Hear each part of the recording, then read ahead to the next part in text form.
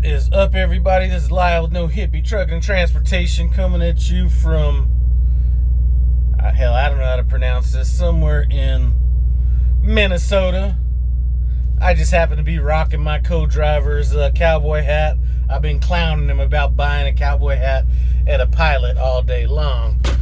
Before I get on with this video, listen, I appreciate everybody with the referrals. Had a couple referrals come in, and really the only reason I'm mentioning it is that is a good way for me to pay it forward. So when I come back to the terminal and drop off my co-driver to upgrade, I'm gonna come in with like a stack of gift cards and just hand those to people that I see going above and beyond, stuff like that. And the only reason I'm telling you guys this is because I do want you guys to know that that's kind of where I'm focusing a lot of that additional income.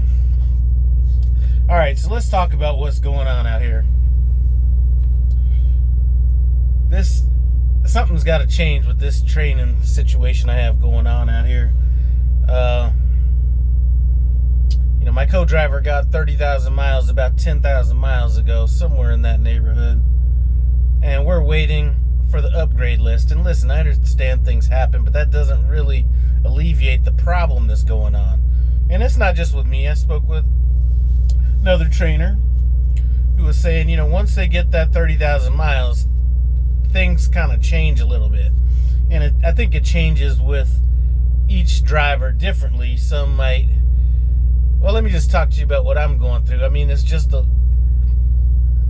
almost a level of impatience, kind of that uncertainty of knowing when it's going to happen. And that's kind of what's been going on with me as well. I'm trying to make plans to go home, and I don't know if I can start making plans for a week out or 3 weeks out. You know what I'm saying? So it's a very uncomfortable position for me to be in. And I was just talking to my co-driver. We've been running ragged, and I know that I'm usually not a team truck, things like that, and I do run my team truck when I've teamed several different ways. Luckily, I've been going in and out of California, making quite a bit of money going in and coming out. The problem is these loads have been wearing us out. This load right here is one of the only loads that we've had a chance to sit on. So I know I'm wore out, and when I start, I was out maybe 3 months over the holidays, and I started noticing that during the tail end of that, I just started making simple mistakes, and that's when I knew it was time for me to get off. And I'm kind of feeling that a little bit now, and I kind of sense that in my co-driver as well. And I'm not talking about any drastic mistakes, just like minor lapses of judgment, or not even judgment, more kind of,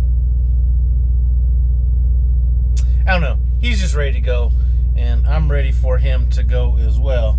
But what I'm thinking about doing is I'm thinking about totally flipping the way I run this truck now. At first I started taking these long runs out to California, New Jersey, back and forth and all that stuff just to get him his miles. And at this point, he already has the miles. I'm going to be paying him when I'm going to be paying him, regardless of the miles. So I'm about to shorten these loads up, or start asking for super solo loads. I'm just going to start getting a little bit selfish, because I feel like I'm kind of doing this for a lot of different reasons that are beyond reasons of my own. So now that I've accomplished the mission as far as what Prime's concerned is, as far as him getting his miles, I need to focus on what's going to make me happy. And going back to California probably isn't going to make me happy, regardless of what the load is paid. Now, if you happen to be watching this for the first time, money's not the reason that I even did the training thing. I'm doing it. Trust me, the money is there. If you guys want to get into training, the money is definitely there, but that's not why I did it. I legitimately did it to pay it forward. So I'm thinking this might be my last time. I might dabble in it again when Prime has enough trucks, and then when they're done with their miles, they can go, because this is sitting in limbo shit. You know, I'm very easygoing. I really don't snap on people. You know, if they say something, or if a dispatcher, I had night dispatch kind of going back and forth with me, and, you know, I'm the last person to really be kind of edgy, but I just have that edge to me. I sent a message that was so edgy that it actually surprised me. I don't regret sending the message. Basically, the message was they were trying to get me to show up at this shipper 10:30 at night. The shipper says they're closed at 7:30, but they wanted me to go anyway, so I said, don't have me looking like a fool coming up here just to get turned away. And then he basically said, Sales said they'll take you. And I said, well, Sales is sitting at home laying in bed with their pajamas with the feet in them. I'm going to be sitting out in this dirt lot, you know. And it's just that kind of edginess that that's really starting to happen. Just the level of frustration, you know. It's not only me, it's my wife. She's not knowing when I'm coming home. You know, then my fleet manager was like, well, if you want, you know, you could take some home time. You know what? I want to just knock this out.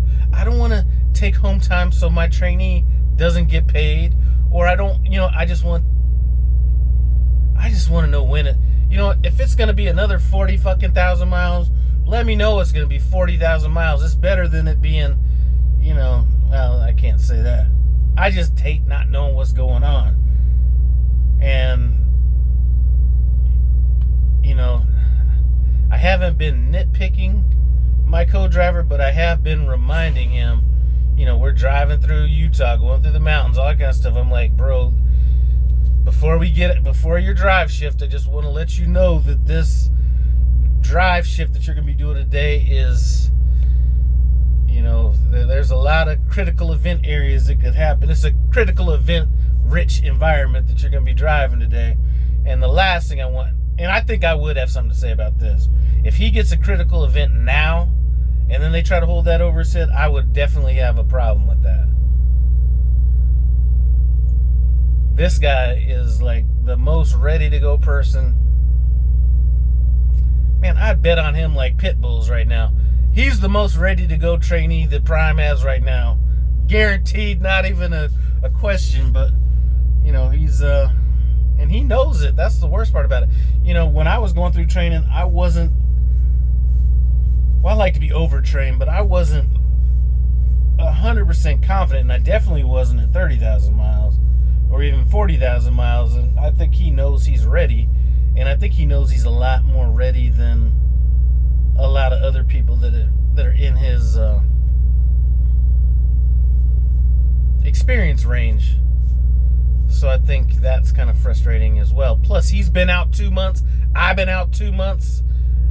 So we're just wore out. I'm sorry about rambling on this video. I really wasn't sure what the topic of this video was supposed to be, but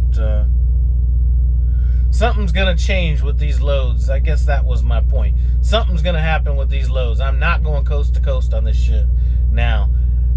Worst comes to worst, I'm just going to say, bring me back to the terminal, and then we'll sit it out, and then I'll just pay him $700 and